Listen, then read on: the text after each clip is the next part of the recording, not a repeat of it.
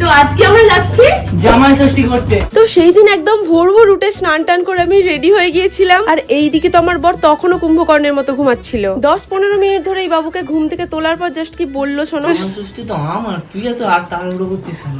তো যাই হোক লিটারালি ওকে টেনে হিচড়ে বিছানা থেকে নামিয়ে দুজনে মিলে ঝটপট রেডি হয়ে বেরিয়ে পড়লাম। সবাই বলে জামাই ষষ্ঠীতে নাকি জামাইদের আনন্দ, মেয়েদের আর কি। কিন্তু আমার মনে হয় এক্ষেত্রে ছেলেদের থেকে মেয়েদের এক্সাইটমেন্টটা অনেক গুণ বেশি হয়। তো যাই হোক প্রায় 3 ঘন্টার লং জার্নির পর ফাইনালি পৌঁছে যাই আমার বাড়ি। এসে তো দেখি মা বাবা লিটারালি আমাকে পাত্তাই দিচ্ছেন, ওরা জামাইয়ের জন্যই ব্যস্ত। তা হবে না, একমাত্র জামাই বলে কথা। তুমি না চুপ করো, আমার বাবা মার উপর ভাগ বসে আবার বড় বড় কথা। বেশ করেছি, তোর কি? তুই না এসব ফালতু বকবক কর, আমি বরং একটু খাওয়ার দিকে মন দিই। ঠিক আছে, তবে একটা কথা জেনে রাখো, আমার জন্য কিন্তু এই জামাই ষষ্ঠীটা পাচ্ছ তুমি। আচ্ছা বাবা, ঠিক আছে, থ্যাংক ইউ ম্যাডাম।